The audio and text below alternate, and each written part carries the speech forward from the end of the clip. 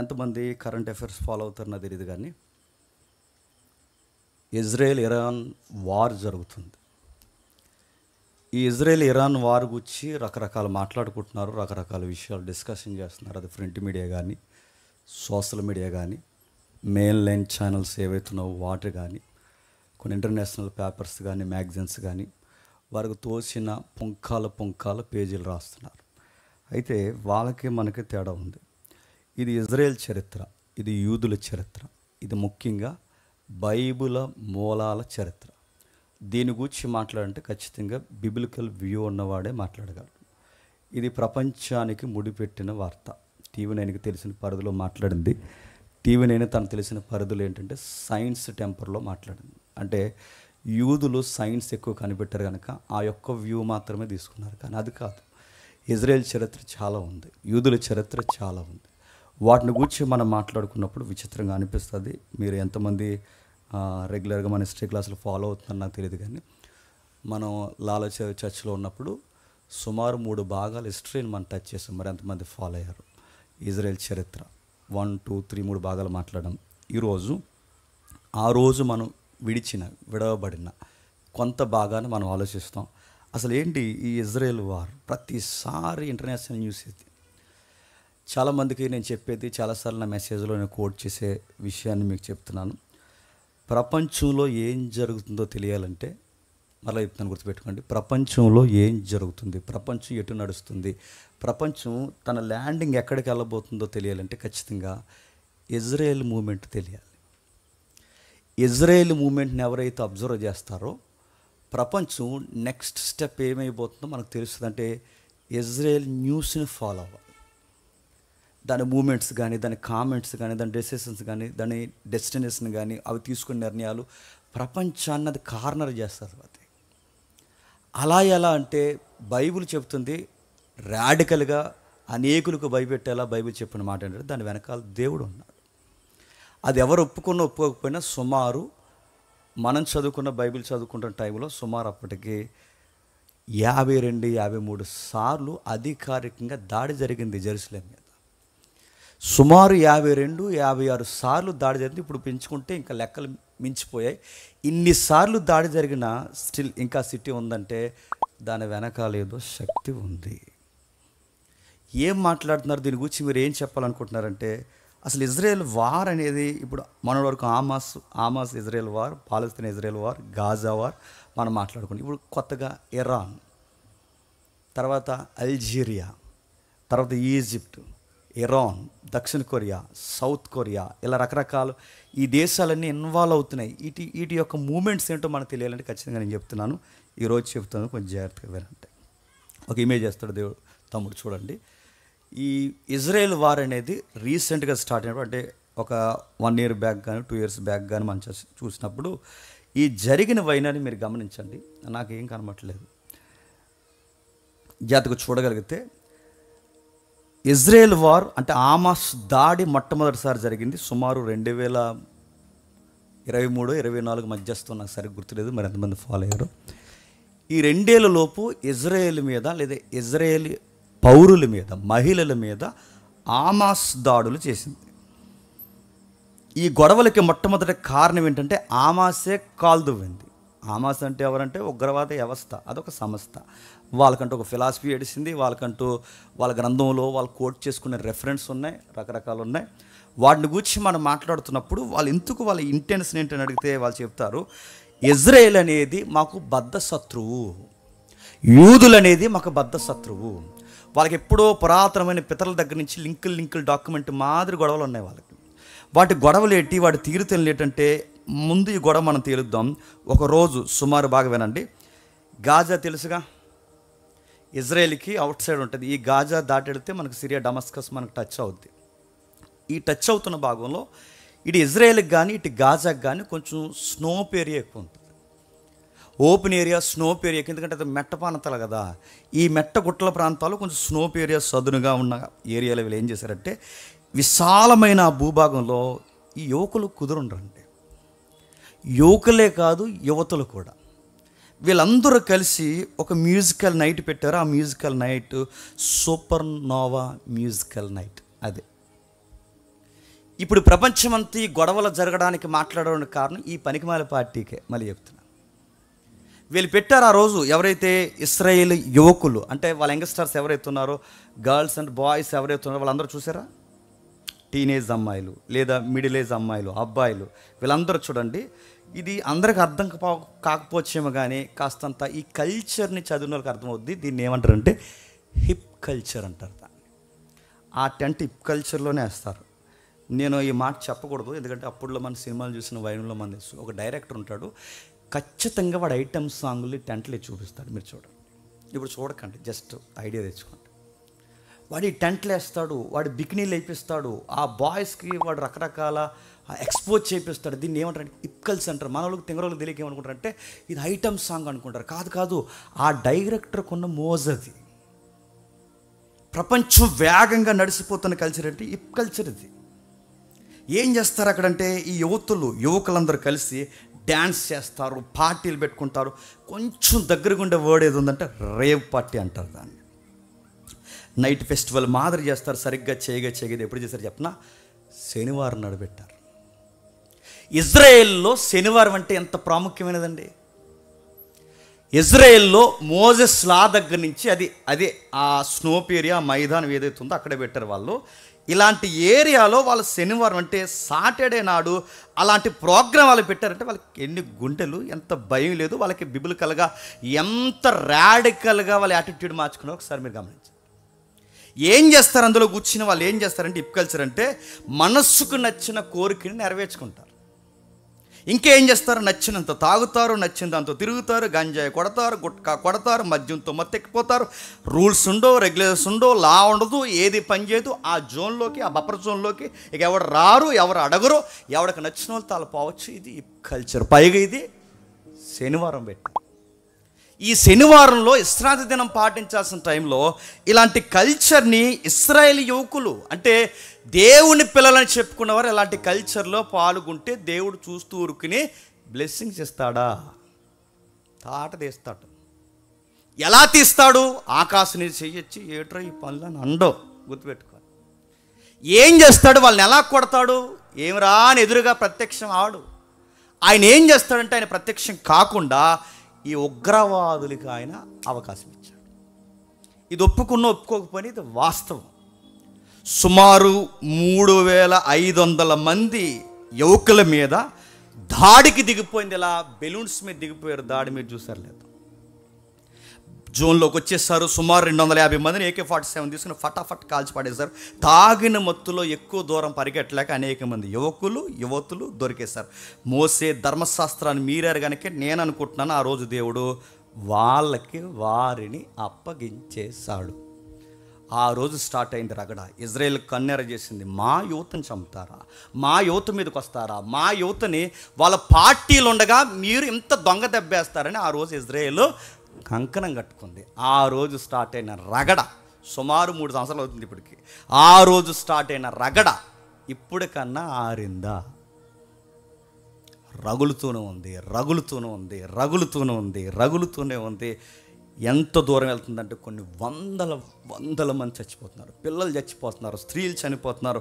ఎందుకురా ఇంత చావుకి కారణం ఏంటంటే మళ్ళీ చెప్తున్నాను, హిప్ కల్చర్. దానికి మళ్ళీ నోవహు గారు పేరెట్టారు. నోవహు మ్యూజికల్ నైట్ అంటది. నోవహు గారు ఏమైపోతారండి, నోవహు గారు మ్యూజికల్ నైట్. నోవహు గారు ఏమైనా వాళ్ళే వేయడా డ్యాన్స్. ఇలాంటి పేర్లు భక్తుల పేరు మీద భక్తులని చెప్పుకుంటున్న ఇలాంటి వాళ్ళందరూ ఈ పేర్లు పెట్టుకుని ఈ కల్చర్ని ఫ్యాషన్ అనుకుని ముందుకెళ్తే దేవుడు తాట తీశాడు. వాళ్ళకి చూశాడు, అప్పగించిన తర్వాత వాళ్ళు దారుణంగా కొట్టారు. మోసే ధర్మశాస్త్రం విశ్రాంతి దినాన్ని మీరేశారు. వాళ్ళకి క్రీస్తు తిరగకపోయినా కనీసం ధర్మశాస్త్రమైనా పాటించాలి, అది కూడా వాళ్ళు చేయలేకపోయారు కనుక తన వాగ్దాన భూభాగంలో దేవుడు తట్టుకోలేక అప్పగిస్తే ఈ రోజుకి వారు జరుగుతూనే ఉంది. ఇంకా దీనికి కారణాలను అడుగుతాను. ఓకే, వాళ్ళు కల్చర్లో ఉన్నారు, వాళ్ళు ఏదో చేస్తున్నారు, వాళ్ళు ఏదో పార్టీలు పెట్టుకున్నారు. ఆ పార్టీల టైంలో అంత ఇంటెన్షనల్గా వీళ్ళెందుకు దాడి చేశారంటే దీనికి మూలాలు ఉన్నాయి. దానికి మూలాలు ఏంటంటే డోమ్ ఆఫ్ ద రాక్ అంటారు దాన్ని. ఇంకా మాట్లాడుకుంటే అల్ అక్షా మసీద్, ఇంకా మనం మాట్లాడుకుంటే టెంపుల్ మౌంట్, అదే ఏదైతే ఉందో సొలొమోన్ టెంపుల్ ఉంది చూసారా. వీటన్నిటికీ సంబంధాలు గొడవలు ఉన్నాయి. మీకు అర్థమైపోయినా అర్థమైనట్టు చూడండి, నేను చెప్తాను.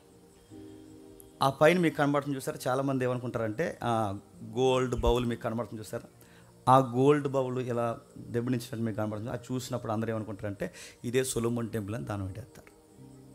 అది సొలొమోన్ టెంపుల్ కదా అయ్యా, అది మసీద్. అది డోమ్ ఆఫ్ ది రాక్ అంటారు, మిక్స్డ్గా వచ్చింది. రెండోది ఏంటో తెలుసా, ఆ పక్కన ఇంకోటి ఉందో చూడండి, ఆ పైన అల్-అక్స మసీద్, అది ఏదైతే ఉందో అది మసీద్. దీనికి అన్నిటికీ పెద్ద స్టోరీ ఉంది. మీరు ఎంతమంది ఫాలో అయ్యారు, నేను 3 భాగాలు చెప్పాను. వీటన్నిటి మీద అసలు ఇదంతా మీరు చూడండి, అసలు ఈ ఏరియా సుమారు 46 ఎకరాల స్థలం. అది ఎంత? 46 ఎకరాల స్థలం. ఈ 46 ఎకరాల స్థలం దాన్ని ఏమంటారంటే ఇది కింగ్ సాల్మన్ కట్టించిన టెంపుల్ ఏరియా అన్నమాట. ఈ 46 ఎకరాల స్థలం ఎవరు కొంటారంటే దావీదు గారు ఉన్నారుగా, దావీదు గారు కొంటారు. దావీదు గారు ఎందుకు కొంటారంటే దావీదు గారికి ఒకరోజు ఫీలింగ్ వస్తుంది కదా, ఆయన మేడ మీద తిరుగుతుంటే, ఇలా మేడ మీద తిరుగుతున్నప్పుడు కింద ఆయనకు దృశ్యం కనబడుతుంది. ఏం కనబడుతుంది? ఆ కింద మందస్సం ఉండిపోవడం, సామాన్యుడైన ఈయన ప్యాలెస్లో తిరగడం, దేవుని మందస్సం మాత్రం ఇలాంటి గుడారంలో ఉండడం తట్టుకోలేకపోతాడు. దేవా, పనికిమాలినోడిని, పనికిరానోడిని, పురుగు వంటి వాడిని, సాదాసీదా మనుషుడిని, గొర్రెలు వెనకాల చేతికర పట్టుకుని తిరిగే నా చేతుల్లో రాజదండం పెట్టి, అరణ్యంలో తిరిగే నన్ను తీసుకొచ్చి అంతఃపురంలో కూర్చోబెట్టి, నన్ను ఇంత ఈ గోల్డ్ ప్యాలెస్లో కూర్చోబెట్టో, నీ యొక్క సన్నిధి మాత్రం ఈ గుడారంలో ఉండడం నాకు ఏమాత్రం నచ్చదు. అందుకే నా నివాసం కన్నా నీ నివాసం అదిరిపోవాలని చెప్పి నీకు ఒక నివాస స్థలం కడతానన్నాడు. ఆ నివాస స్థలం కట్టడానికి 46 ఎకరాల స్థలం కొన్నాడు. ఆ 46 ఎకరాల స్థలమే ఏదది చూపించాను. అది ఆ 46 ఎకరాల స్థలం చూసారా, ఇలా ఒక వాల్ మీకు కనబడుతుంది చూసారా, 46 ఎకరాల స్థలం. ఇప్పుడు ప్రజెంట్ ఫోటో అది. ఆ 46 ఎకరాల స్థలం అది ఆ దావీదు గారు కొన్నారు. కొన్నాక దీన్ని టెంపుల్ కట్టడానికి దావీదు గారికి దేవుడు పర్మిషన్ ఇవ్వలేదు. ఎందుకు? దావీదు గారు ప్రేయర్ రిక్వెస్ట్ పెట్టుకుంటారు, నేను కడతాను ప్రభు అంటే, నువ్వు కట్టడానికి వీల్లేదు, ఎందుకంటే నీ చేతులు రక్తము చేత తడిసిపోయాయి. మరి ఎవరు కడతారు? నీ కొడుకు వస్తాడులే. ఆ కొడుకు పేరు కూడా ముందు చెప్తున్నాను. ఆ కొడుకు పేరు ఏంటంటే సొలొమోన్. ఆ సొలొమోన్ ద్వారా కట్టిస్తాడు. ఆ సొలొమోన్ కట్టాడు. ఎంత రంగరంగ వైభవంగా కట్టాడు. ఒకసారి ఊహా చిత్రం ఒకటి ఉంటుంది, ఒకసారి చూడండి ఎంత బాగా కట్టాడంటే. ఇంకా ఇంకా ఇంకా ఇది జస్ట్ డెమో. ఇంకా ఏమైనా ఉన్నాయి? ఇది ఇంకా ఉంటా, ఇందాక మనం చూసాం.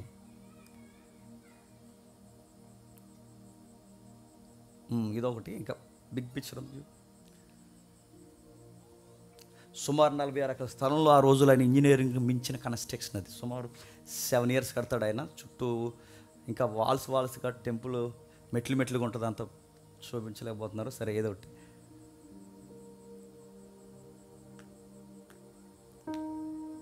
మొత్తం టీవీ అయిపోయారు. అది చూడండి, ఇది ఒరిజినల్, ఇది ఊహా చిత్రం, ఇది ఒరిజినల్. ఇలా ఇప్పుడు చూడండి, ఒక మెట్టలా మీకు కనబడుతుంది చూసారా.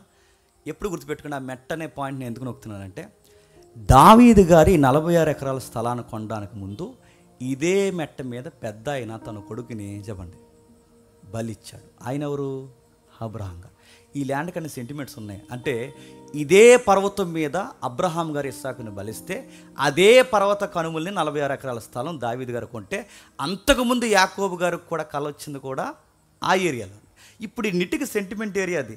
ఆ సొలొమోన్ గారు కట్టింది. ఈ కట్టిన తర్వాత ఈ రాను ఏమైపోయిందంటే, ఈ 46 ఎకరాల స్థలం కొన్నాక రాను ఇజ్రాయెల్ దేశానికి చాలా మంచి పేరు వచ్చింది. ఎందుకంటే ఇజ్రాయెల్ దేశం కానీ యెరూషలేం కానీ మీరు గమనించండి, ఇటు ఆఫ్రికా కానీ ఇటు ఆసియాకి కానీ సెంటర్ ఏరియా ఉంటుంది. ఇది మీరు వరల్డ్ మ్యాప్ ఎప్పుడైనా గమనించండి, ప్రపంచ పటాన్ని మనం గమనిస్తే అటు ఇటు అంటే ఆ ఖండానికి ఈ ఖండానికి మధ్యస్థం కనుక, ఈ ఖండం అంటే ఈజిప్ట్ దాటుకుని ఇటు నుంచి వస్తున్న వాళ్ళు కానీ, ఇటు ఆసియాని దాటి ఈజిప్ట్లోకి వెళ్ళి ఆఫ్రికాకి వెళ్తున్న వాళ్ళు కానీ, ఆల్ట్ తీసుకోవడానికి సెంట్రల్ ఏరియా ఏదన్నా ఉందంటే యెరూషలేం. అందుకే ఈ టూరిజానికి బాగా పెట్టింది పేరు కనుక ఆ ఏరియాని పైకి కన్స్ట్రక్షన్ చూడడం, సొలొమోన్ గురించి మాట్లాడుకోవడం, ఈ సామెతలు పుంకాల మాట్లాడుకుంటే విదేశీయుల యొక్క రాకపోకలు ఎక్కువైనప్పుడు దేశం యొక్క దళసరి ఆదాయం పెరిగింది. ఎప్పుడైతే దేశం యొక్క ఆదాయం పెరిగింది, విదేశీ రాకపోకలు పెరుగుతున్నాయి, ఇవన్నీ జరుగుతున్నప్పుడు ఆ ఏరియాకి మంచి పేరు వచ్చింది. సరిగ్గా పేరు వచ్చినప్పుడు వీళ్ళకి కన్నుబడింది. ఎవరు కన్నుబడిందంటే ఇరుగు పొరుగు వారు కన్నుబడింది. ఎలాగైనా దాన్ని ఆక్యుపై చేయాలనుకున్నారు. ఇశ్రాయేలుకి ఆ రోజు నుంచి ఈ రోజు వరకు ఉన్న బుద్ధి ఏంటంటే, కడుపు నిండితో ఒకలా మాట్లాడతారు, కడుపు నిండకపోతే ఒకలా మాట్లాడతారు. మన బాబులాలు ఎవరు? ఇశ్రాయేల్. అంతే జుట్టు, అందకపోతే కాళ్ళు. వాళ్ళు అలాగే బాగున్నాను సేపు దేవుడితో బాగున్నారనుకోండి, అన్ని కక్కముక్క డొక్క బాగా దొరుకుతుంది అనుకోండి, ఇంక దేవుడు పని ఉండేది వాళ్ళకి. మొత్తం వచ్చేసి ఇలాంటి ఇప్పుడు పెట్టుకునే ఫెస్టివల్స్ ఇవే. ఈ దరిద్రం అంతా ఆ రోజుల్లో పెట్టారు. ఏ రోజుల్లో ఆ కొరింథీ పత్రికలు అంటారు కదా, వాళ్ళు తినుటకు తాగుటకు కూర్చొని ఆడుటకు లేచిరు. అదే నావో మ్యూజికల్ నైట్ ఆ రోజు పెట్టారు, ఇప్పుడు పెట్టింది కాదు. ఇప్పుడు పూర్వమేలు పెద్దలు పెట్టారు. మోసే 40 రోజులు కొండ మీదకి వెళ్ళి వచ్చేసరికి కింద ఏం పెట్టారు చెప్పండి? మ్యూజికల్ ఇఫ్ కల్చర్, ఈ దరిద్రం కల్చర్ వాళ్ళకి మూలాల నుంచి ఉన్నాయి. ట్రెండింగ్ ఏమనుకుంటారంటే, అరే ఎంజాయ్ చేస్తే తప్పేటట్టు. ఎంజాయ్ చేస్తే తప్పు కదరా అయ్యా, నేను చెప్తున్నాను. దేవుడికి వ్యతిరేకమైన పనులవి, విలువలు మర్చిపోయి పనులవి. అలాంటి పనులు వాళ్ళ ముందు నుంచి చేస్తున్నారు. ఈ ఇప్ కల్చర్ పేరు, క్షమించండి, ఈ ఎంజాయ్ పేరు మీద ఇలాంటి పనులు వీళ్ళు చేస్తున్నప్పుడు, ఇశ్రాయేలు ఆకలి ఉన్నప్పుడు ఒకలా ప్రార్థన చేస్తారు, కడుపు నిండినప్పుడు ఒకలా ప్రార్థన చేస్తారు. వీళ్ళు కడుపు నిండిపోయినప్పుడు ఏం చేశారంటే దేవుడిని మర్చిపోయారు. ఎప్పుడైతే దేవుడిని మర్చిపోయారో చేసిన రుణాన్ని దేవుడు విడిపించి ఐగుప్తు నుంచి తీసుకొచ్చాడుగా, ఐగుప్తు నుంచి తీసుకొచ్చిన మొత్తం చరిత్రను ఎప్పుడైతే మర్చిపోయారో, మర్చిపోయినప్పుడు దేవుడు అప్పుడప్పుడు వీళ్ళని తొకడా కొట్టడానికి వాళ్ళని పిలిచాడు. ఎవరన్నా అడగకుండా ఓడి దగ్గర ఉంటుందా నాన్న, వాళ్ళని పిలిచాడు. వాళ్ళని పిలిచినప్పుడు ఈ తిరవరం లేని బ్యాచ్ ఉంటారు, అదో రకం వాళ్ళు. నేను అప్పుడు 3 భాగాలు చెప్పినప్పుడు నాకు తెగ ఫోన్లు వచ్చినాయి, థ్రెట్ కాల్స్. నేను లేపేస్తాను అని. త్వరగా వచ్చి లేపండి, చాలా బాధలు ఉన్నాయని చెప్పాను. రాలేదు, వస్తారేమో చూశాను. ఎందుకు చెప్తున్నాను ఆ వర్డ్ మీకు దగ్గర చెప్తున్నాను, ఎందుకంటే వీళ్ళకి ఆ మాటలు అంటే వాళ్ళకి నచ్చదు. వాళ్ళ హిస్టరీగా తీసుకోరు, వాళ్ళ చరిత్రను అంగీకరించరు. అది వాస్తవాలు ఎందుకంటే చరిత్రను మార్చేయడానికి కూడా వాళ్ళు ఏమాత్రం వెనకాడరు. సరే, ఏవైతుందో వీళ్ళు వెళ్ళిపోయిన తర్వాత వీళ్ళ భూభాగాల్లో బాగా పంటలు బండి, కడుపులు నిండి, సరంబీలు వేసుకుని బాగా సుఖపడిన తర్వాత ఇశ్రాయేలు దేవుడిని మర్చిపోతే, దేవుడు ఎప్పుడు గుర్తుపెట్టుకోండి, దేవుడిని మర్చిపోతే దేవుడు మనల్ని మర్చిపోతాడా? తాట తెస్తాడు ముందుకు వచ్చి. అదే చేశాడు. ఏం చేశాడు? బాబిలోనియన్స్ లేపాడు, వాళ్ళకి ముందు అసూరియన్స్ని లేపాడు. అంతకుముందు ఎవరైతే ఉన్నారో ఈ బబులోను కానీ మాదీయ పార్శికులు కానీ వీళ్ళందరిని లేపి చెతకొట్టించాడు. ఎవరిని? ఇశ్రాయేల్ని. అప్పుడు ఈ టెంపుల్ బాగా ముస్తాబు చేసి ఉంచారు. ఎప్పటికీ? ఈ సొలొమోన్ గారి కాలానికి. మీకు తెలుసో లేదో ఒకసారి 2K లుక్ వేసి వస్తారా? సొలొమోన్ టైంలో ఎంత రేంజ్కి వెళ్ళిపోయిందో ఈ దేశం మీరు ఒకసారి లుక్ వేద్దాం. మొదటి రాజుల గ్రంథం 10వ అధ్యాయం, ఒకసారి చూడండి. మొదటి రాజుల గ్రంథం 10వ అధ్యాయం 14 వచ్చి ఉండండి. మొదటి రాజుల గ్రంథం 10వ అధ్యాయం 14 వచ్చి ఉండండి.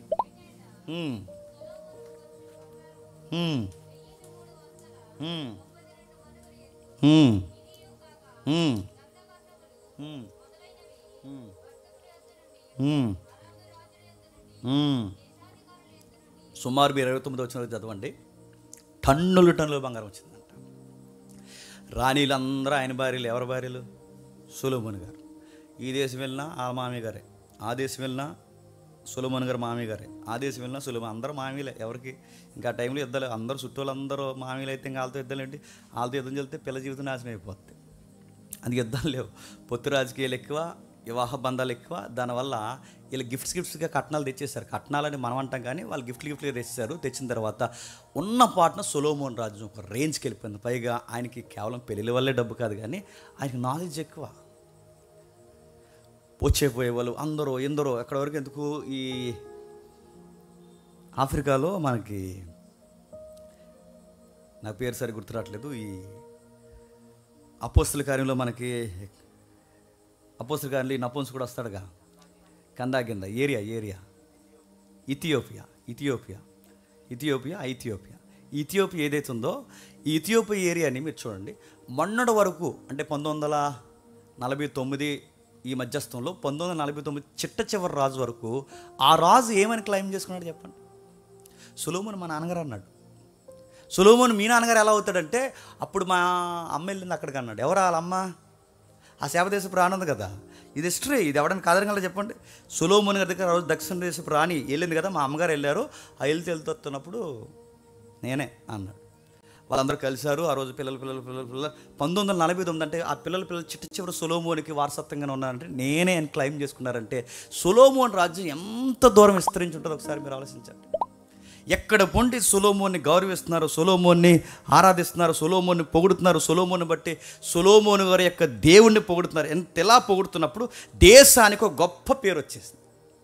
సొలొమోన్ టెంపుల్ని చూస్తున్నారు, సొలొమోన్ జ్ఞానాన్ని చూస్తున్నారు, సొలొమోన్ సూతులు చూస్తున్నారు, సొలొమోన్ జడ్జిమెంట్లు చూస్తున్నారు, సొలొమోన్ చూస్తున్నారు. ఒక ఆవిడ ఆ దక్షిణ దేశపు రాణి వచ్చి ఏమందంటే ఒక మాట అంది, సార్ అంతా కాదు సార్, ఈ రాజ్యాల వారు పిలించడం ఇవన్నీ కాదు కానీ అసలు మిమ్మల్ని అలా చూస్తూ మీ ఇంటి దగ్గర వంట మనిషి ఉండిపోతే చాలు సార్ అంతే. ఎవరు? ఆ మనిషి కదిలే లైబ్రరీలో ఉన్నాడు. ఎవరు? సొలొమోన్ గారు. ఇలాంటి ఆయన ఉన్న టైంలో దేశానికి మంచి పేరు వచ్చింది. ఆయన వెళ్ళిపోయిన తర్వాత దేశం ఏం చెప్పండి? రెహబాము, యరాబాము లాంటి పనికిమాలోళ్ళు తెర మీదకి వచ్చిన తర్వాత రాజ్యాల కొరకు కుంపు రాజకీయాలు చేసి హగ్గులిచ్చి కిస్సులిచ్చి, అదే కదా వాళ్ళ రాజకీయం, హగ్గులిచ్చి కిస్సులిచ్చి ఈ బాడీ గార్డ్స్ని పెట్టుకుని ప్రజలను మభ్యపెట్టి జడ్జిమెంట్ల పేరుతో మీకు న్యాయం తీరుస్తూ ఇది మా వాగ్దానాలని చెప్పి కొత్త పాలిటిక్స్ని వాళ్ళ తెర మీద తీసుకొచ్చి సొలొమోను కాలం తర్వాత ఏకరాజకీయంగా ఉన్న ఇజ్రాయెల్ రాజకీయాన్ని, పాలిటిక్స్ని, వాళ్ళ పొలిటికల్ సైన్స్ని ఏం చేస్తారు? 2 ముక్కలు చేసి పడేస్తారు. ఆ 2 ముక్కలు చేసింది ఎవరు? రెహబాము, యరాబాము. మీకు అర్థమైనట్టే చూడండి. చివరికి వెళ్ళేసరికి అర్థమవుతుందండి. 2 ముక్కలు చేసి పడితే యరబాము, రెహబాము అన్నవాడు వీళ్ళు ఏం చేస్తారు? పోటీ పడిపోయారు. ఈడేమన్నాడు? ఆ పయ్యుడు ఏమంటాడంటే, ఆ దక్షిణ భూభాగంలో ఉన్న సొలొమోన్ టెంపుల్కి మనం ఎందుకు వెళ్ళాలి అని వాడన్నాడు. ఈడేమంటాడంటే, నచ్చిందల్లా ఆరాధించండి, ఇంకా మనకి ఫేమ్ నేమ్ పెరగాలని వాడేం చేశాడంటే, ఈ సిరియా దేవతలను పక్కన ఉన్న ఈ దేవతలు, దేవీలు ఎవరైతే ఉన్నారో ఆ బొమ్మల బలిపీఠాలు కూడా తెచ్చి ఎక్కడ పెట్టారు? సొలొమోను మందిరంలో పెట్టారు. ఇలాంటివన్నీ పనికిమాలి పనులు చేస్తే దేవుడు చూస్తూ ఊరుకుంటాడా?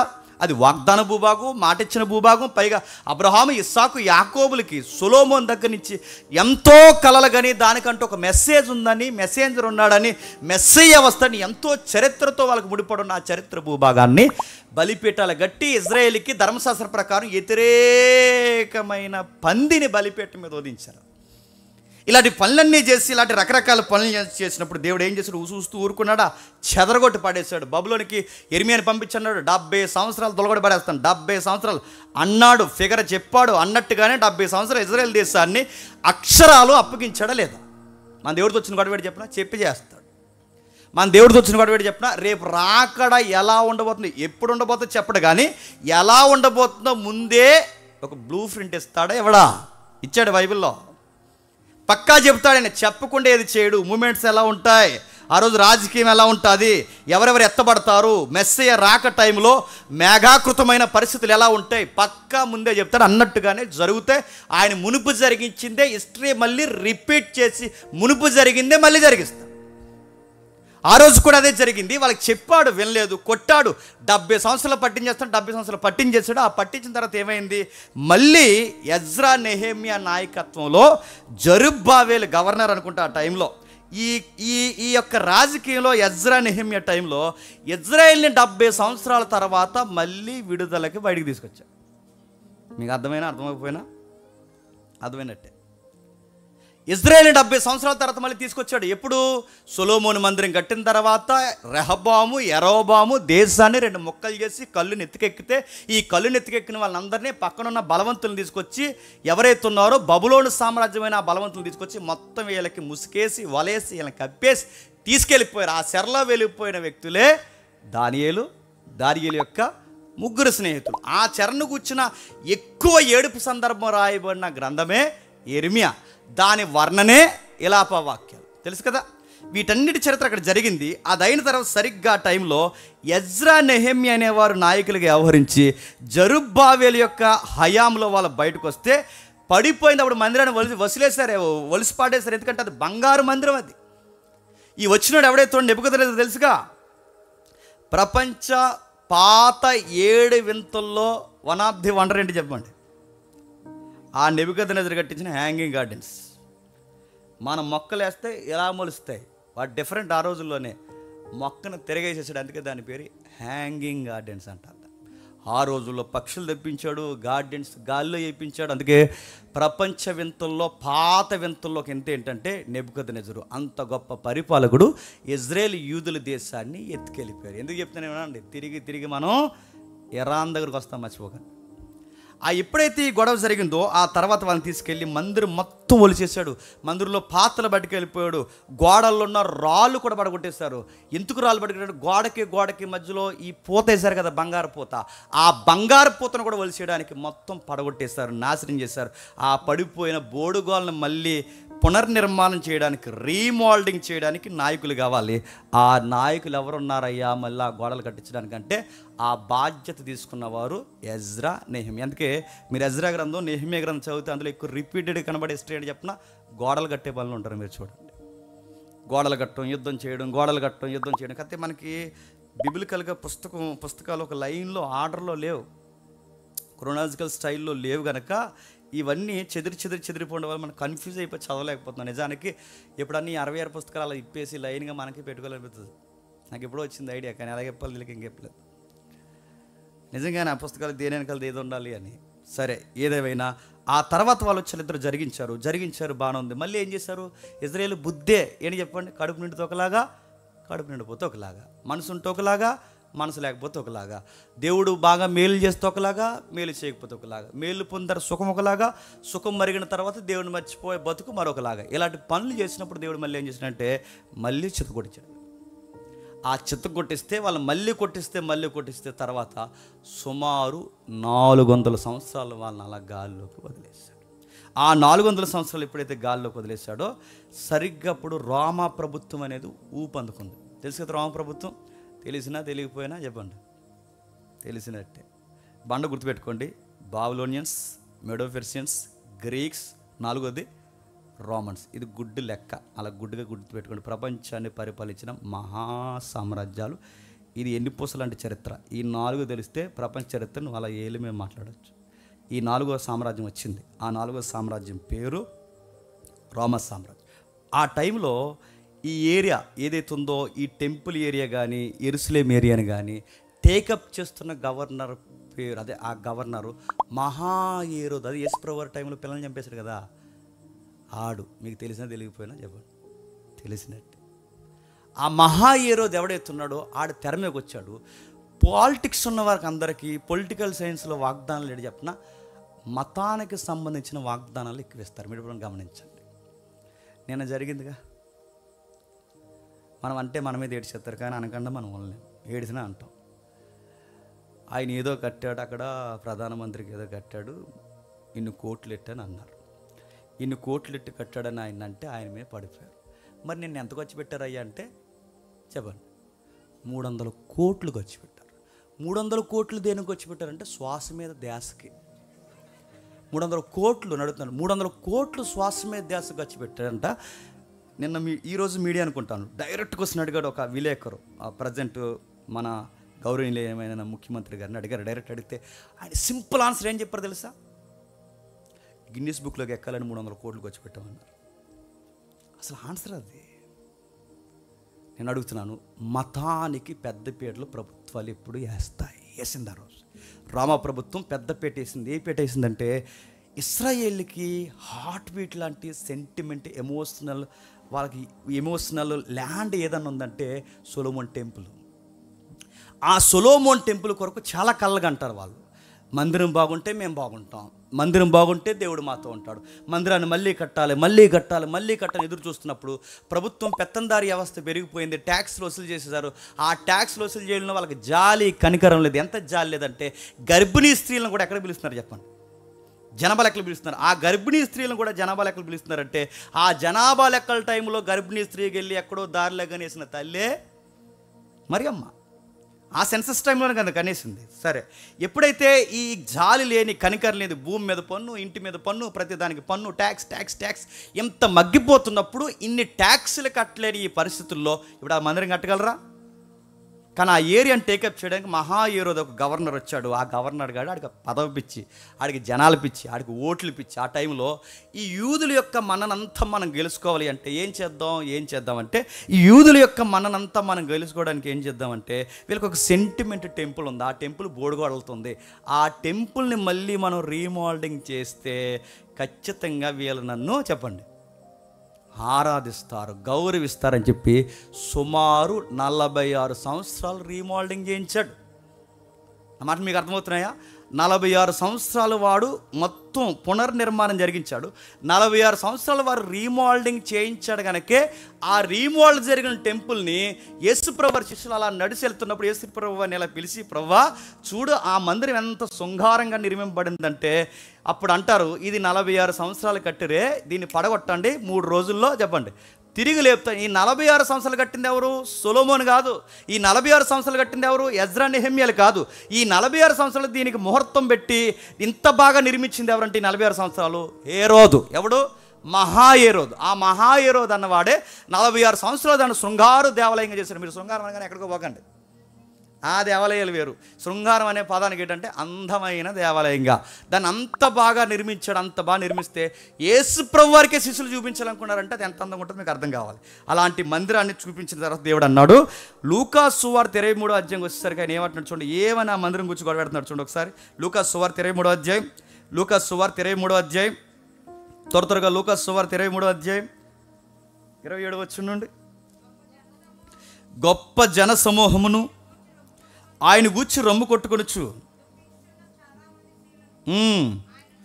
ఆయనను వెంబడించిరి.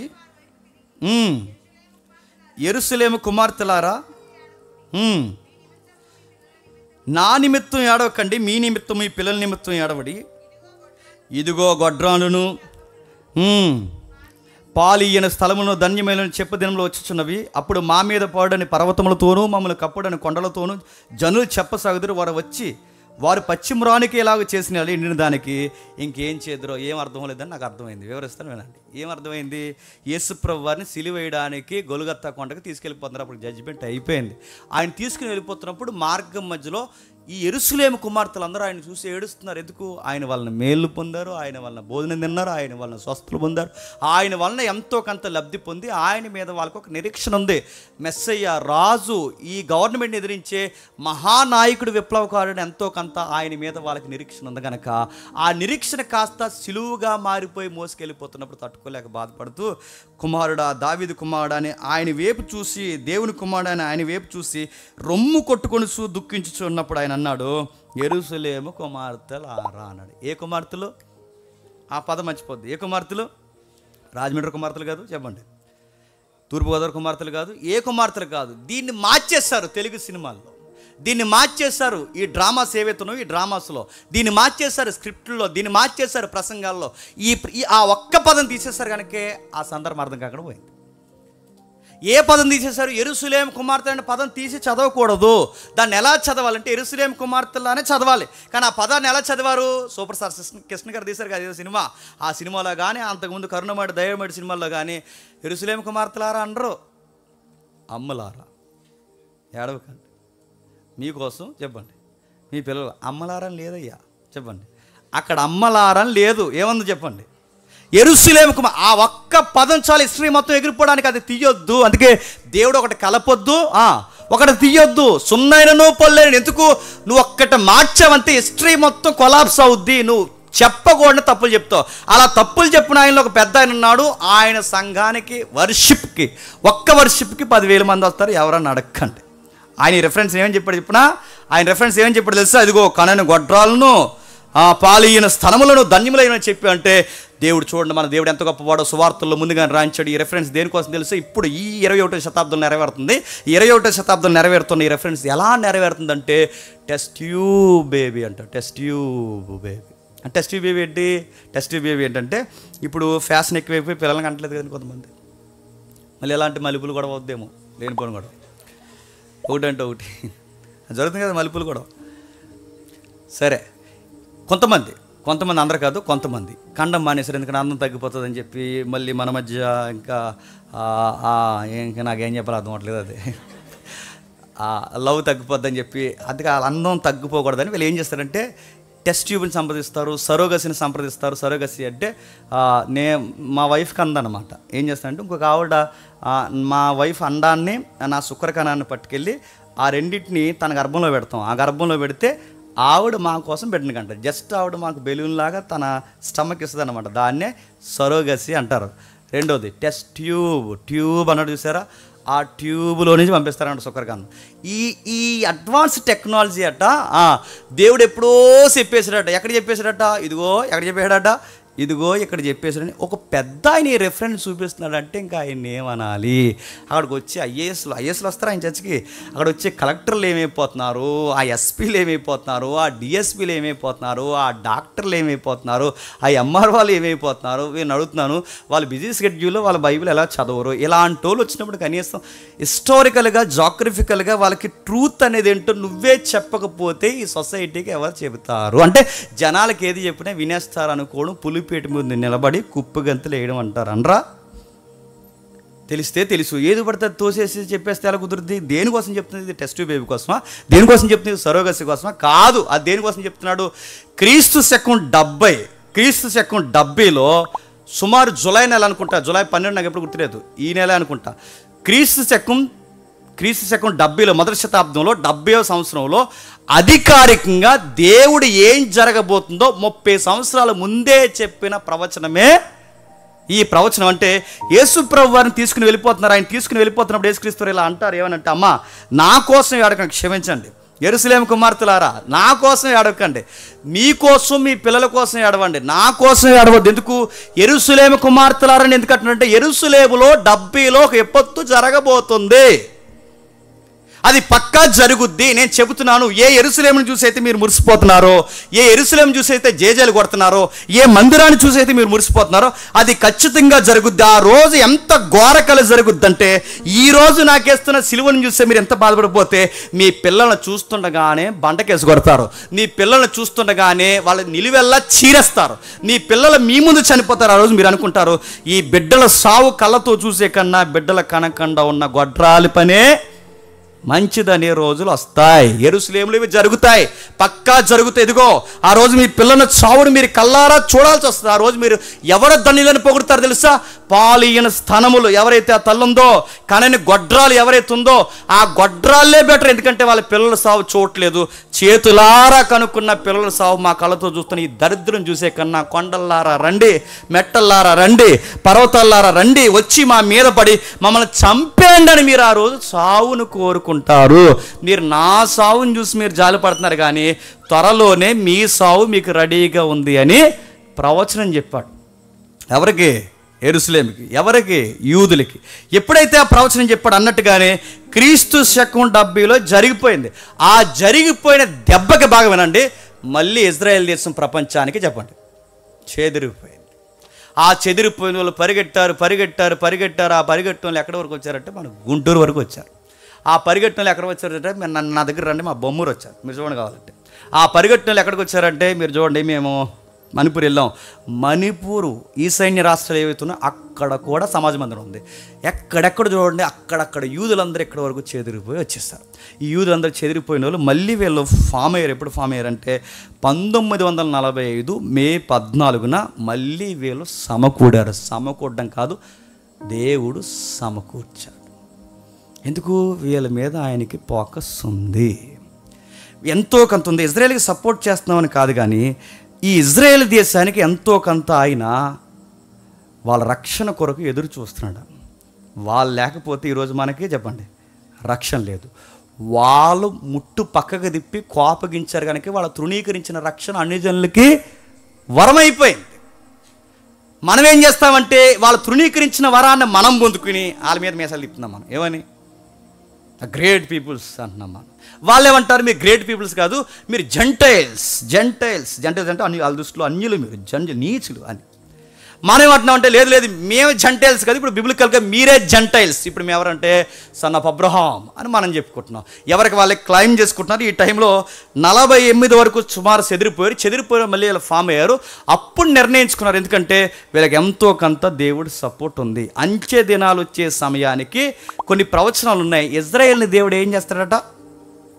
పోగు చేస్తాడు. ఉందా లేదా? అంచె దినాలు వచ్చే సమయానికి ఇజ్రాయేల్ని పోగు చేస్తాడు. ఇప్పుడు ఏ దినాలండి ఇవి? అంచె దినాలు ఇవి కదా. అంచె దినాలు ఇప్పుడు ఎప్పుడు అంచె దినాలు అప్పుడు స్టార్ట్ అయ్యాయి. అంచె దినాలు అయినప్పుడు, అందుకే వాళ్ళు అనుకుంటే ఫామ్ అయిపోలేదు, వాళ్ళు అనుకుంటే నిలబడిపోలేదు, వాళ్ళు అనుకుంటే ఏమి చేయలేరు. మచ్చుకు 2 రెఫరెన్స్ ఇస్తాను, ఒకసారి చూడండి. 147వ కీర్తన చూడండి ఒకసారి. 147వ కీర్తన 2వ వచనం. 147వ కీర్తన 2వ వచనం. యెహోవాయే యెరూషలేమును కట్టువాడు. ఏంటట? యెహోవాయే ఇశ్రాయేలుని కట్టువాడు, చెదిరిన ఇశ్రాయేలుని పోగు చేయవాడు. చెప్పండి, ఆయనే. చెదిరిపోయిన ఇశ్రాయేలుని పోగు చేస్తాంటే ఈ మాట రాసే సమయానికి అప్పుడు బబులోను సామ్రాజ్యంలో ఉన్నారు. ఈ మాట రాసే సమయానికి వెళ్ళబోతున్నారు, జరగబోతుంది. సొలొమోను కీర్తనది. ఈ కీర్తన నెరవేరింది. ఆ నెరవేర్పు ఇప్పటికే చెప్పండి కొనసాగిస్తున్నాడు. మరొక రిఫరెన్స్ చూడండి. 127వ కీర్తన మొదటి వచనం. 127వ కీర్తన మొదటి వచనం. యెహోవా ఇల్లు కట్టించిన ఎడల దాన్ని కట్టివారి ప్రయాసం వ్యర్థమే, యెహోవా పట్టణమును కాపాడని ఎడల దాన్ని కావల కాయవారు మేలుకొని ఉండుట వ్యర్థమే. ఈ పట్టణం మీరు ఏ పట్టణాలు అనుకోకండి, ఒకవేళ పెట్టుకోండి. ఈ పట్నం అక్షరాలుగా ఆ రైటర్ హాదర్ ఎవరైతే ఉన్నాడో ఆ పట్నం, ఆయన ఉద్దేశంలో ఆ పట్నం ఏంటో తెలుసా? యెరూషలేము. యెహోవా పట్నము కాపాడిన ఎలా ఆ పట్నమున కావల కాయవారు మేలుకొని ఉండుట వ్యర్థమే. మా దగ్గర ఏవో మిసైల్స్ ఉన్నాయి, వాళ్ళ దగ్గర ఏదో చెప్తారండి, అది సరే గుర్తురావట్లేదు. ఆ మిసైల్స్ అంటే వాళ్ళు ఎవడైతే ర్యాకెట్ వేసాడో అది ఇంకా ఇలా పడకుండానే ఈడి ఐరన్ డోమ్, ఈ ఐరన్ డోమ్తో అవి ఇంకా గాల్లో ఉండగానే కాల్ చేస్తాను. అడుగుతున్నాను, అంత నాలెడ్జ్ వాళ్ళకి ఎలా వచ్చిందండి? టీవీ నైట్ చెప్పాడుగా, ఎలా వచ్చింది? సైన్స్ కనిపెట్టింది వాళ్ళు, రకరకాల కోడ్స్ కనిపెట్టింది వాళ్ళు, ఐన్స్టీన్ వాళ్ళు, నజరేయుడైన యేసు వాళ్ళకి సంబంధించిన వాడు. ఒక్కటి కాదు, రెండు కాదు, వాళ్ళు డైరెక్ట్గా అయినా ఇండైరెక్ట్గా అయినా ఒక మాట అన్నారు. ప్రపంచాన్ని పరిపాలిస్తున్నది ఎవరు చెప్పండి? సైన్స్లో కానీ, పాలిటిక్స్లో కానీ, వ్యవసాయ శాస్త్రంలో కానీ మీరు ఎక్కడ చూడండి, ఏ రణరంగంలో అయినా వాళ్ళ హస్తం లేకుండా ఉండదు. మొన్న కరోనా కనిపెట్టిన దానికి కూడా, ఆ కరోనా ఇరుడు కనిపెట్టింది కూడా మొదట అడిగేసింది ఎవరు చెప్పండి? ఏదన్నా మీరు చూడండి, వాళ్ళ ప్రస్తావన లేకుండా ఉండదు. వాళ్ళు ఎంత మూమెంట్స్ చేస్తున్నారంటే ఖచ్చితంగా వీళ్ళు వెనకాల వాళ్ళ డిఎన్ఏలో పనిచేసేలాగా పనిచేస్తున్న శక్తి ఎవరు? ఇవే రిఫరెన్స్ మీరు గుర్తుపెట్టుకోండి. ఇశ్రాయేలుని కాపాడువాడు కొనకడు. నీ డోమన్న నిద్రపోద్దేమో కానీ ఆయన కూడా నిద్రపోడు, గుర్తుపెట్టుకో. నీ మిసైల్స్ అయినా పనిచేయడం మానేస్తేమో కానీ ఆయన మాట ఇచ్చాడు, చివరి కాలంలో అంచె దినాల్లో నా కుమారుడిని ఎరిగేలాగా ఇజ్రాయేల్ని మరలా అంటు కడతాను. ఆ ప్రవచనం నెరవేరుతారు. ఇజ్రాయేల్ మళ్ళీ అంటు కడతాను. ఎవరికి అంటు కడతావు? ఇటు అన్యులకి ఇటు ఇశ్రాయేలుకి మధ్యస్థం చేయడానికి ఒక వ్యక్తి ఉన్నాడు. ఆ వ్యక్తి పేరే ప్రభు అయిన యేసుక్రీస్తు. ఆ ప్రాజెక్ట్ ఇంకా జరగబోతుంది. ఏమో ఏ రోజు ఇప్పటి వరకు తృణీకరించిన వాళ్ళు ఏ రోజు ఉన్న పాటను అంగీకరిస్తారు ఇంకా మనకి తెలీదు. చాలా వరకు యేసు ప్రభువుని నమ్ముతున్నారు. లెక్కలు చూస్తుంటే రాను ఇంకా ఎప్పుడు నమ్ముతారో తెలియదు. ఎందుకంటే వాళ్ళకి ఖచ్చితంగా సత్యాన్ని అంగీకరించే కాస్తంత స్వభావం ఉంది వాళ్ళకి. ప్రపంచం అంతా ఒకవైపు నిలబడినా వాళ్ళు మాత్రం ఒకవైపు నిలబడతారు, వాళ్ళు నమ్మిన సత్యం కొరకు. అయితే వీళ్ళు తిరిగి వచ్చిన తర్వాత, వీళ్ళు తిరిగి వచ్చాక ఇల్లు ఖాళీగా ఉంచుతారు. ఇప్పుడు మన ఇల్లు ఉందండి, ఒక 10 సంవత్సరాలు ఇల్లు వేసిపోయామనుకోండి, అందరూ తుడిసి వండిస్తారా? మనం వచ్చే వరకునే పక్కింటాడు వండిస్తాడా? పాపం జేమ్స్ ఎక్కడికి వెళ్ళాడో తెలియదు, పాపం వచ్చే వరకు జాగ్రత్తగా వెళ్ళి కాపాడదాం అనుకుంటాడా? ఏం చేస్తాడు చెప్పండి? ఒక సంవత్సరం చూస్తాడు, 2 సంవత్సరాలు చూస్తాడు, 3 సంవత్సరాలు చూస్తాడు, సెకండ్ డాక్యుమెంట్ పుట్టిస్తాడు పుచ్చేటవాడు ఉంటుంది కదా. 2 డాక్యుమెంట్ వస్తుంది. ఎలా వచ్చిందంటే ఆడు లేడు, ఏమయ్యాడో తెలియదు, 10 సంవత్సరాల నుంచి మేమే దీన్ని కావాలి కాస్తుంది. అందుకే మనకు ఒక రూల్ ఉంది కదా, 10 ఇయర్స్ ఎక్కువగా ఒక ఇంట్లో ఉన్నా, 30 ఇయర్స్ ఎక్కువగా ఇంట్లో ఉన్నా ఆ కరెంటు బిల్లు నువ్వు అలాంటి పని చేయకండి. ఎందుకు చెప్తున్నాను మళ్ళీ ఒకటి ఎక్కువగా అక్కడ ఉన్నా దాని మీద అథారిటీ ఎక్కువ ఎవరిదో అవుద్ది చెప్పండి? ఆ స్టేయింగ్లో ఉన్నవారిదో అవుద్ది.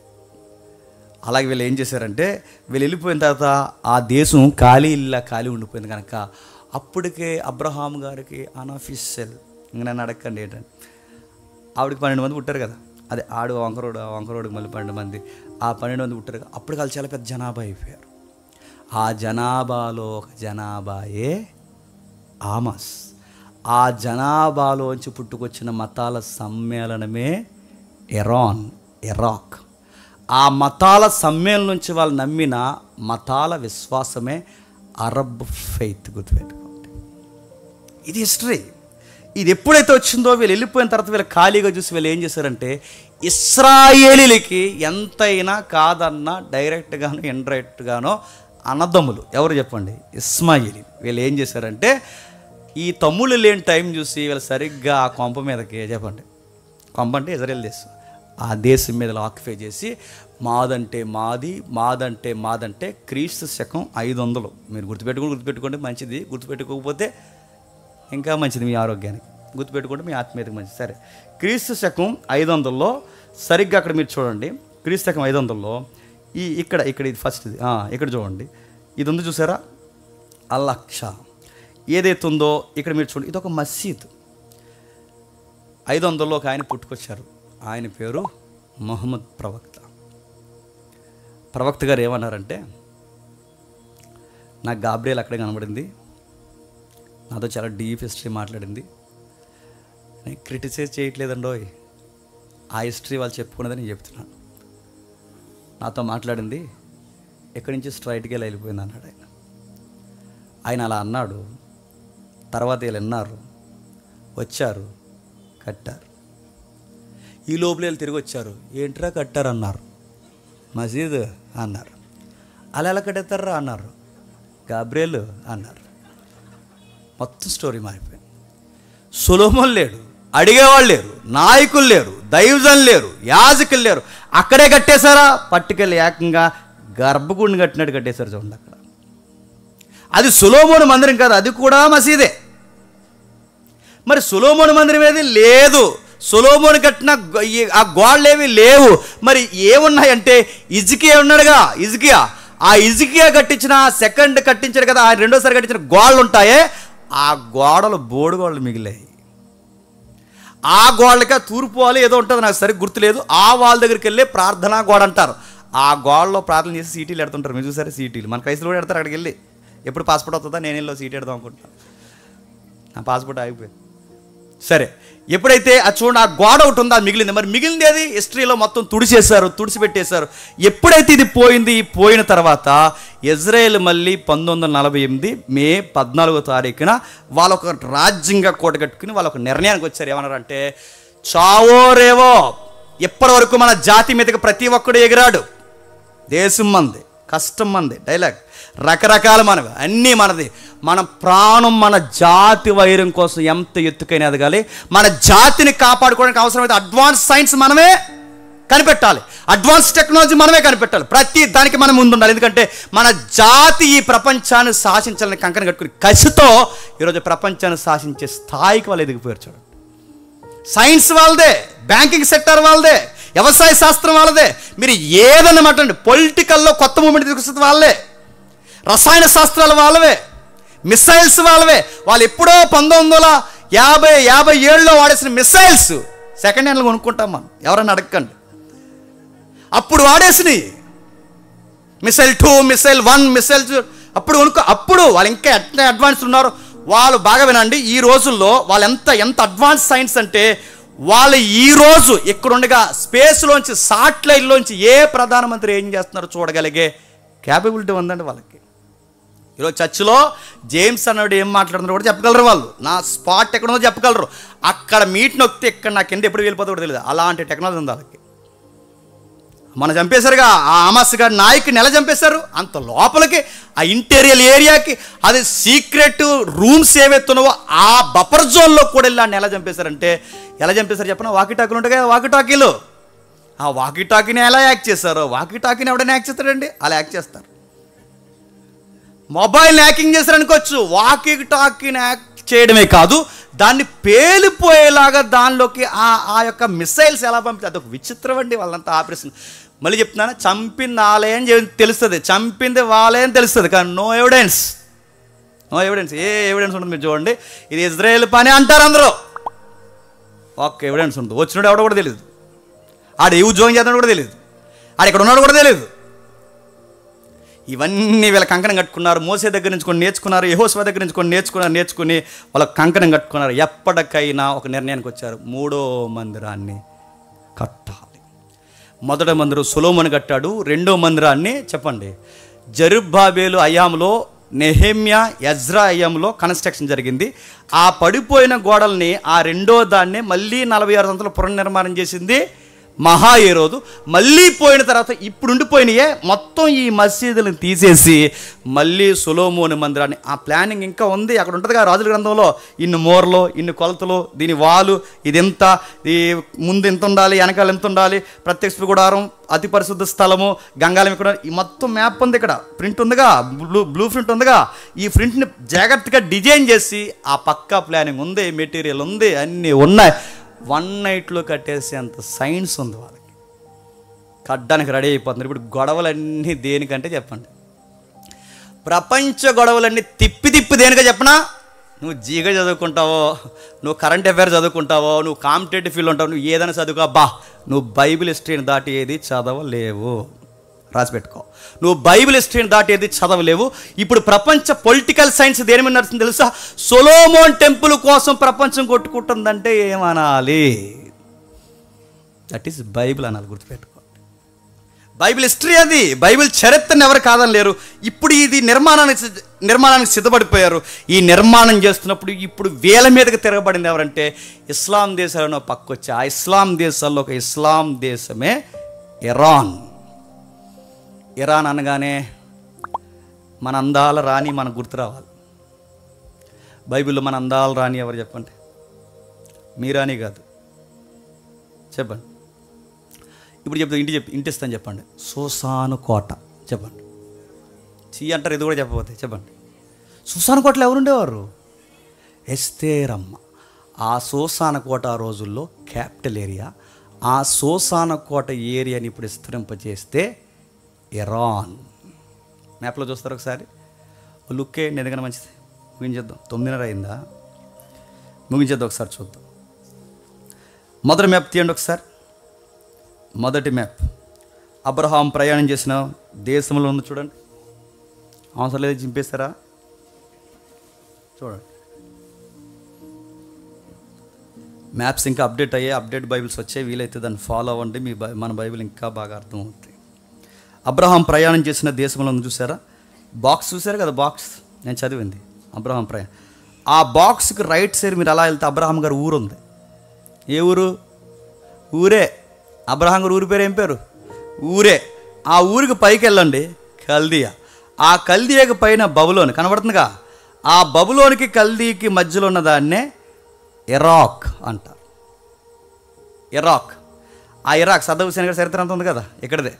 ఆ ఇరాక్ అలా దాటి పక్కకి వెళితే, ఆ దాటి అలా పక్క ఇద్దికెళ్ళి కనబడుతుందిగా నది. ఆ నది అలా దాటి వెళితే సూసాన్ కనబడుతుంది మీకు రైట్ సైడు.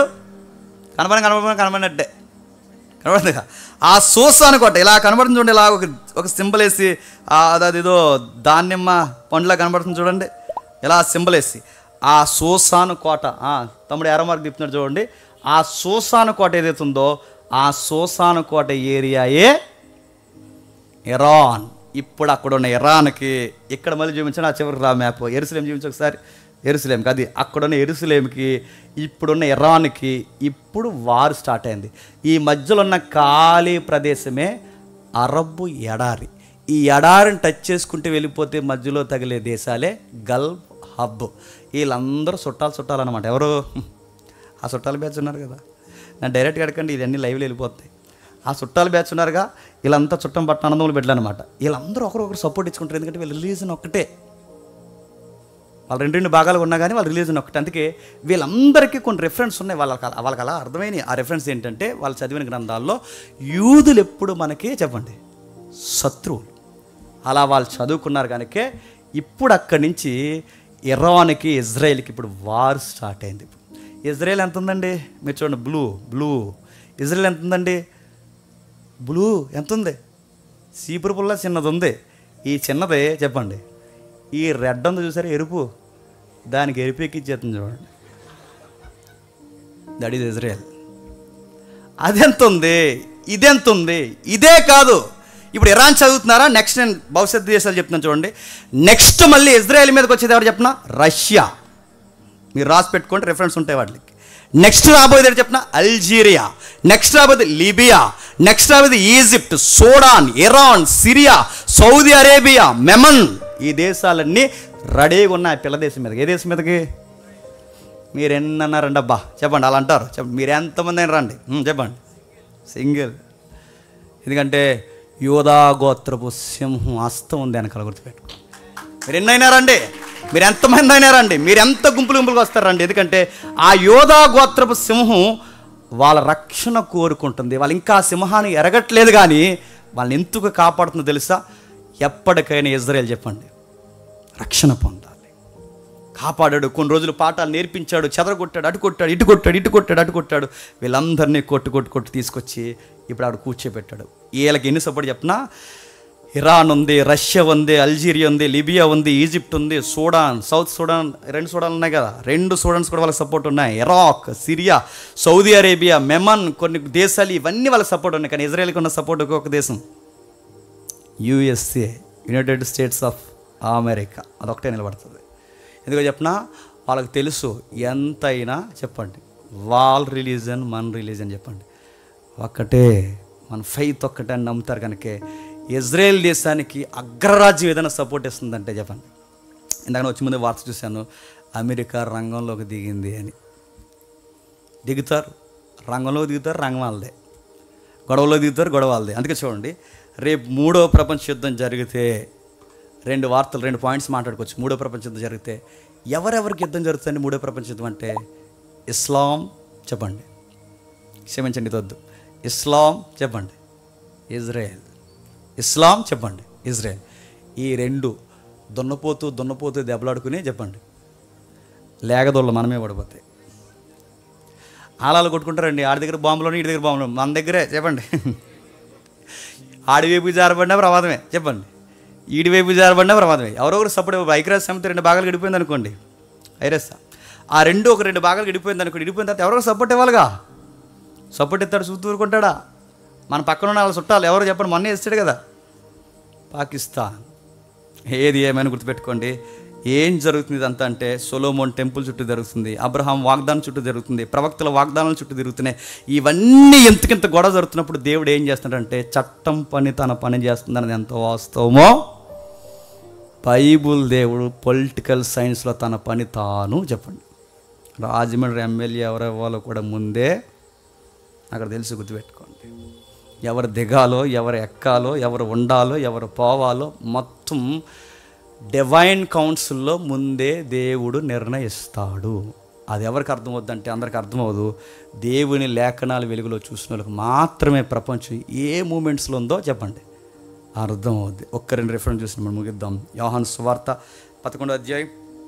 ఈ రిఫరెన్స్ చూడకపోతే ఇప్పటివరకు మనం మాట్లాడుకున్న దానికి అర్థం లేదు. యోహాను సువార్త 11వ అధ్యాయం 52వ వచనం.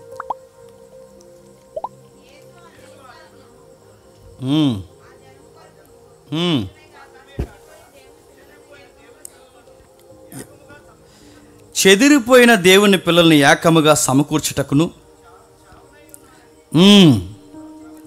ఇక్కడ ఒక విషయం జరుగుతుంది చూడండి 47వ వచనంలో. కాబట్టి ప్రధాన యాజకులు పరిచయులు మహాసభకు సమకూర్చి మనం ఏమి చేయుచున్నాము, ఈ మనుష్యుని అనేకమైన సూచక్రియలు చేయుచున్నాడే, మనం ఆయన ఇలాగ చూస్తూ ఊరుకునేలా అందరూ ఆయన యందు విశ్వాసం ఉంచెదరు. అప్పుడు రోమీలు వచ్చి మన స్థలముల మీద మన జనములను ఆక్రమించుకుంటారని చెప్పుకుందరు. ఒక ఇంటర్నల్ మీటింగ్ జరుగుతుంది. ఎవరికి?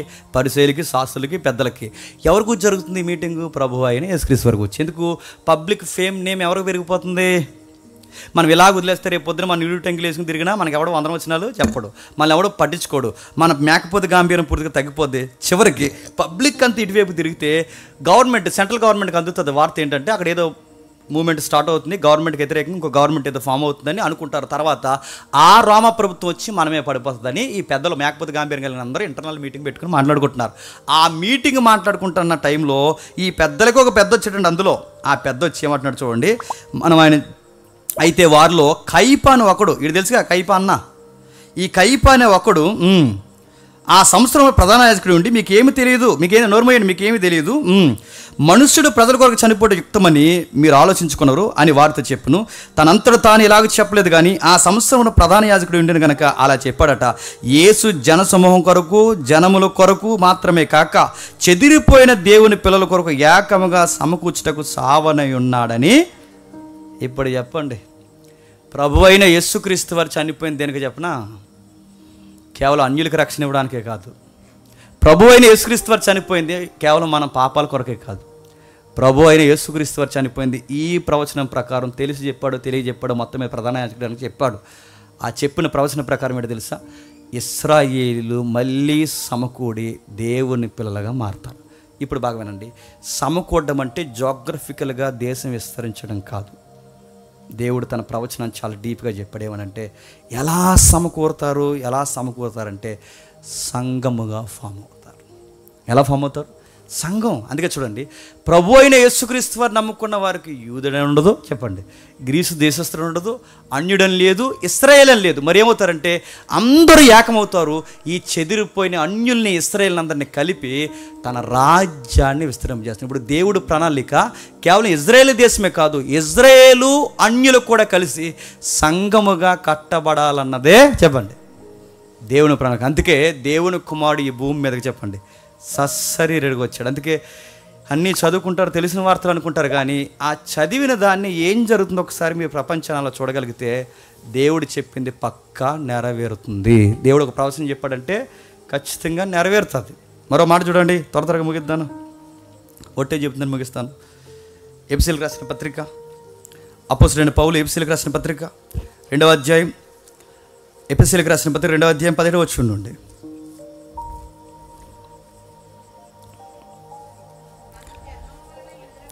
మనం జన్మ వలన యూదులమే కానీ అన్యజనుల్లో చేరిన పాపులము కాము.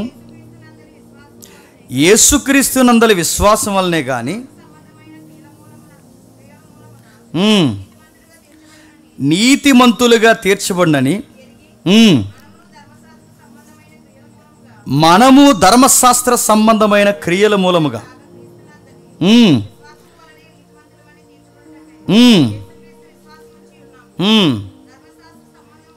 2వ అధ్యాయం 17 వచ్చినవేనా?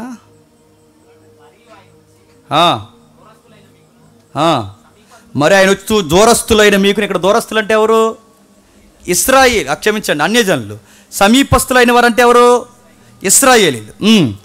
వారికి నీ సమాధాన సువార్త ప్రకటించును. ఆయన ద్వారానే మనము ఉభయములు, అంటే ఉభయం అంటే ఎవరు? అన్యులు, ఇశ్రాయేలు, ఒక్క ఆత్మయందు తండ్రి సన్నిధికి చేరగలిగి ఉన్నాము. కాబట్టి మీరిక మీదట పరజనులను పరదేశంలో ఉండక పరిస్థితులతో ఏకపట్నమును దేవుని ఇంటివారై ఉన్నాడు. క్రీస్తే ముఖ్యమైన మూలరాయి ఉండగా అపోస్తుల ప్రవక్తలు వేసిన పునాది మీద మీరు కట్టబడి ఉన్నారు. పునాది మీద ఇల్లుగా కట్టబడుతున్నారంటే ఏ ఇల్లు, ఏ పునాది, ఏ రాళ్ళు? సంఘం. గుర్తుపెట్టుకో. ఇప్పుడు ఇశ్రాయేలీని అన్యులను కూడా కలిపి ఒక సంఘంగా కట్టబోతున్నాడు. ఆ సంఘంగా కట్టబోతున్నాడు కనుకే ఈ ప్రణాళికలో దేవుడు ఉన్నాడు. మనమందరం ఏమనుకుంటున్నామంటే వారు జరుగుద్ది, వారు జరుగుద్ది, వారు జరుగుద్ది అంటున్నారు. కానీ ఇశ్రాయేల్ అందరూ కనిపెట్టేది ఎవరి వరకు? మెస్సయ్య వస్తాడని. క్రైస్తవులందరూ కనిపెట్టేది ఎవరి వరకు? మెస్సయ్య రెండవ రాకల్లో వస్తారని.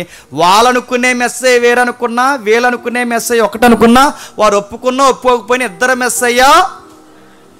ఆ వచ్చినాడు ఒకరోజు ఇద్దరిని ఒకటి చేస్తాడు. ఇదిగో ఇలాగే మేఘాల మీద వస్తాడు. గాన ప్రతిగానాలు, పంచభూతాలు, మిక్కటమైన యంత్రంతో వాతావరణం ఒక్కసారి రెప్పపాటున మారిపోద్ది. ఆ రోజు ఉభయులిద్దరూ ఏకమవుతారు. రక్షణ పొందిన వీరిని మేఘాల మీద చెప్పండి ఎత్తుకెళ్ళిపోతారు.